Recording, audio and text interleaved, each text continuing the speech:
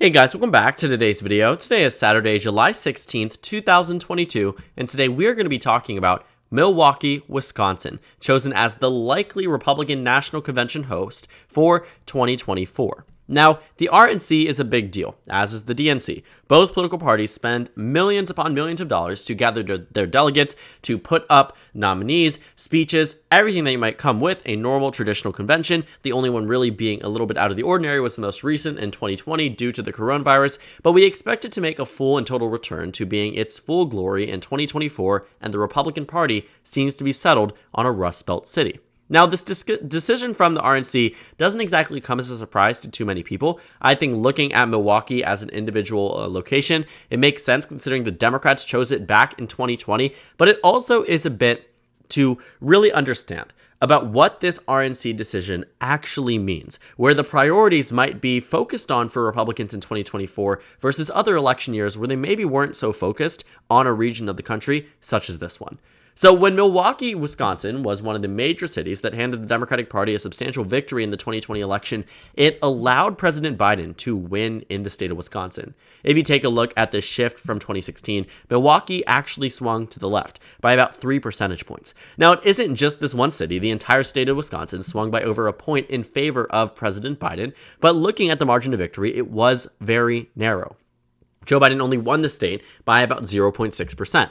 And 0.6% is not necessarily good, especially for a Democrat that under recent ballots where his name was associated with the top of the ticket, President Barack Obama in 2008 and 2012, the margins of victories were extremely large. President Trump really made a crackdown on the Democratic Party's ability to win in the state of Wisconsin in the 2016 presidential election, when he swung the state by about 7 points nationwide. You take a look, 2012, Obama won the state of Wisconsin by 7, not nationwide, statewide. Wisconsin goes to Trump by about 0.8. So you're seeing a swing here that is not necessarily the most substantial, but definitely big enough to swing a state that was in the Obama column by a pretty solid margin, enough so that Donald Trump was able to win it. 0.76% turned into a Biden victory of 0.63%, over a point swing, but not nearly as much of a swing as what we saw between Obama and Trump, and not nearly as large of a margin as what we saw with Obama in 2012, which again, 6.9%, and 2008. Which was 13.9%. So Wisconsin had always and traditionally been a blue state. You take a look beyond Obama, 2004 even, John Kerry, despite losing many other states that Clinton and Biden were able to win in 2016 and 2020.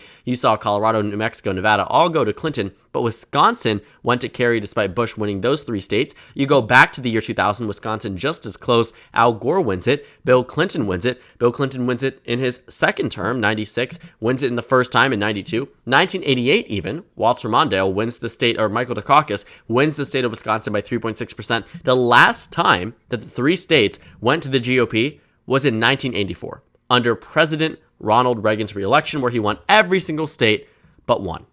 So in this victory, in this expansive victory across the United States, Wisconsin voted for Reagan.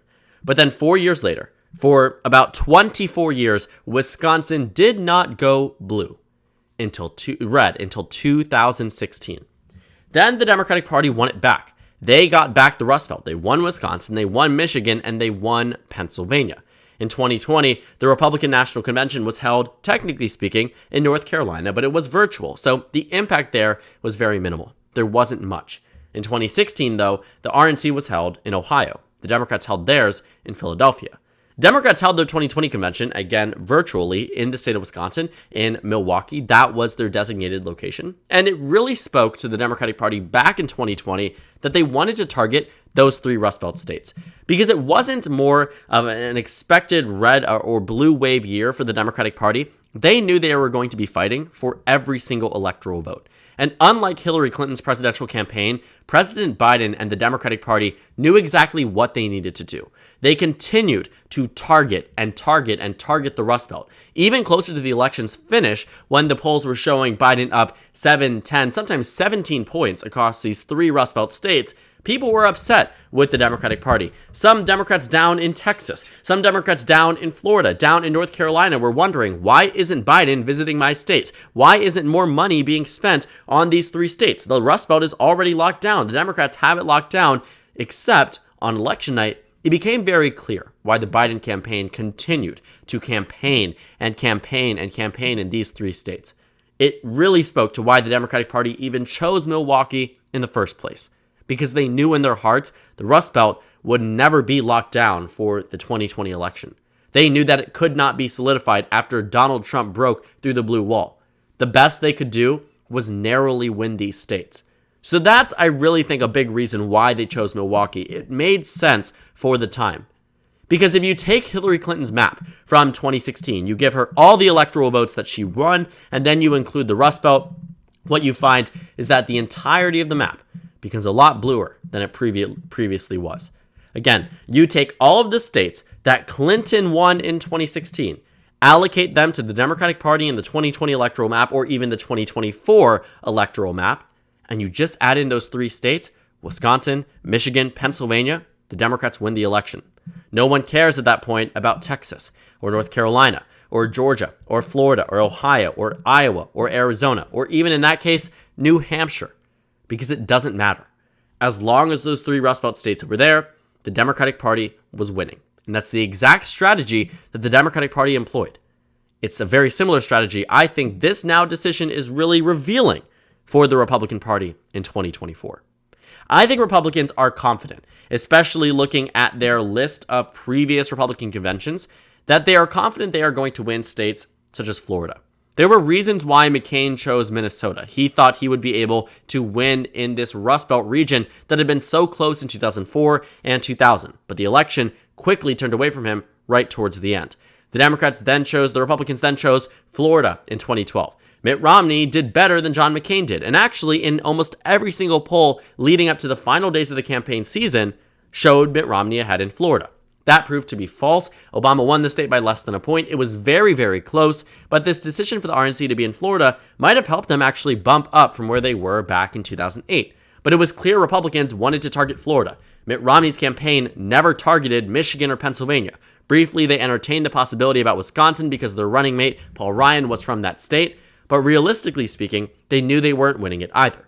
So they went through the Southern strategy. They wanted to flip North Carolina. They did that. They wanted to flip the state of Florida. They couldn't do it, but they tried. They got close in Virginia. They got close in Nevada. They got close in Colorado, but simply not enough. But it seemed to be very clear what their strategy was. Then in 2016, it came around. Democrats saw the opportunity to go for Philadelphia. Republicans saw the opportunity to go to Ohio. There was some discussion that Pennsylvania might be competitive, but no one envisioned on the Clinton campaign that Wisconsin or Michigan might flip. The Republicans, on the other hand, Donald Trump's campaign noticed in the very end of the campaign season, but it was clear that they wanted Ohio from the beginning because it was a swing state that no Republican had ever won the presidential election without. In addition to that, it had been a state that had been correct dating all the way back to John F. Kennedy until the 2020 election. So if Republicans were winning there, chances are they were winning the presidency. The decisions in the past to hold different RNC in different places might not necessarily have always been with the intention of having a convention where it would boost your electability. But more recently, it definitely has been. And while that isn't the only decision in it, there definitely is a lot to be said about why these decisions are made. Why Milwaukee in specific? Even if Republicans think that it isn't going to dramatically boost their electability in this state, what message do they want to send to the American people? The message they want to send specifically in the Rust Belt is that they are for Rust Belt voters. Democrats tried that message in 2020 and it worked. Trump did that message significantly better than Hillary Clinton and barely won in 2016, but flipped these states that hadn't gone to Republicans in decades. What we saw across those 3 states was that the Democratic Party dropped the ball in 2016, but picked it back up in 2020. And now Republicans are choosing the exact same city the Democratic Party did in the 2020 presidential election. And there's a reason for that. And it really is revealed a lot in the messaging that we see even from those who are behind the decision here. We have a decision and a statement here from a Wisconsin Republican leader saying Wisconsin is a battleground state and Milwaukee is a fabulous city. What they are saying is that they know Wisconsin is going to be competitive and that Milwaukee itself is the right place for it to be. It could not be clearer that the Republican Party wants these 3 states back. Because again, as long as the blue wall is solidified, and as long as Democrats win the states that they typically win, the states Hillary Clinton won, the states Obama won, the states many of them Kerry won, as long as you have the Wisconsin, Michigan, Pennsylvania Democratic stronghold here, the blue wall as we call it, which isn't so blue that much more, but is still can be determined and signified by the blue wall. As long as Democrats have that, Republicans can't do anything. They simply cannot crack the presidency, where in other situations they might have. But Democrats, I don't think, are going to go on the full retaliation and choose Philadelphia again or choose Detroit, Michigan. I think they might try to go somewhere more southern. For instance, Atlanta, Georgia. Now, I think Atlanta, Georgia would be a very, very good decision. And I say that because I think Georgia is a state that the Democratic Party can continue to make bluer and bluer. Let's take a look at election history, for instance. Let's go back to the beginning of the 21st century. The state of Georgia goes to George W. Bush by 11.7%. Now, that narrow enough margin might surprise you, seeing that Alabama went to Bush by about 14.9, Arkansas by about 5, Louisiana by about 7, 8 points, Tennessee by 4. But this was a different environment. You take a look at the map from 1996, Oklahoma was competitive, Wyoming was competitive, North and South Dakota, competitive, Tennessee was blue, Arkansas, safe blue, Missouri, blue, Louisiana, blue, Kentucky, blue. These states went to Bill Clinton in 96.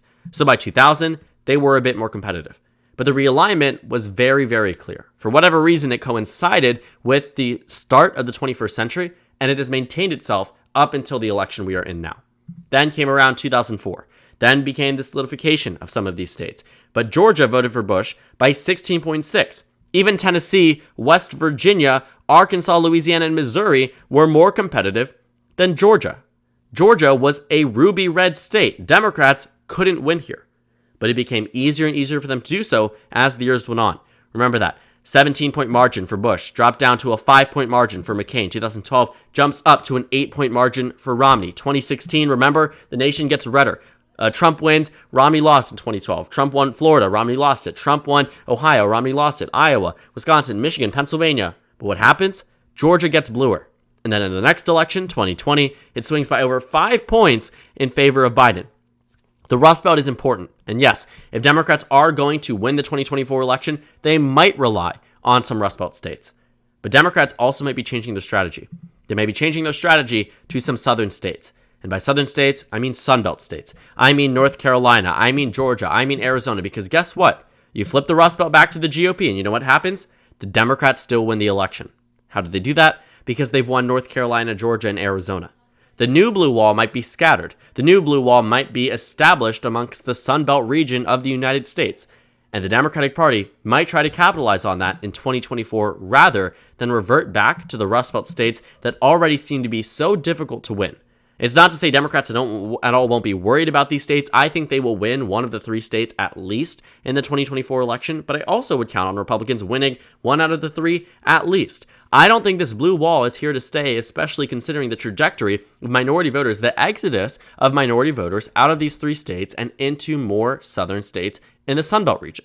I mean, when you take a look at the biggest exports and imports into some of these states in terms of demographic changes, in terms of citizen population changes, you find that you see a declining population in Detroit, Michigan, or at least relative to the overall growth on the national average or national city average. Same thing in Philadelphia, same thing in Milwaukee. These things are happening for a reason. But it doesn't mean that these states are entirely out of the competitiveness for the Democratic Party, just that they're more difficult to win without as many minority voters as there were previously. But it also means on the flip side that there's a benefit. The Democrats have now an easier chance at victory in Georgia and Arizona, 2 states that the Democrats hadn't been able to tap into since 92 and 96 and hadn't been able to in unison for over 50 years. They did so in 2020. North Carolina is their next target. It narrowed down from 2020. It became a state decided by 1.3%. And considering the continuous population growths in North Carolina, Georgia, Arizona, and even Texas, these states are becoming more competitive and more on the radar for the Democratic Party. The same way these 3 states that Republicans hadn't been able to tap into before Trump for 24, 28 years are now significantly high on the radar for the GOP, whereas other states in the past, you went to Ohio, you went to Florida, and now they're going to Wisconsin, returning to Wisconsin for the first time since, let's go ahead and see here, maybe even in the RNC's history. It had been in Illinois for a very long period of time. Doesn't even look like, since the introduction of the RNC, that they had even stepped foot into Milwaukee, stepped foot into Wisconsin altogether. So this is definitely a decision that comes new to the GOP. It comes as one that seems to be revitalizing their newfound effort to win in the Rust Belt region, where it had never been touched for besides President Trump in the 2016 election. And it looks like they're going to try to repeat that in 2024. So thank you guys so much for watching this video. Make sure to comment down suggestions below. Subscribe on the left if you haven't already, and check out the Instagram and Twitter. At the bottom left of the screen, there's also a Discord server for you to go ahead and join. On the screen, there's a video you can watch and a playlist for my 2024 election analysis videos. Again, thank you guys so much for watching, and I will see you all later today.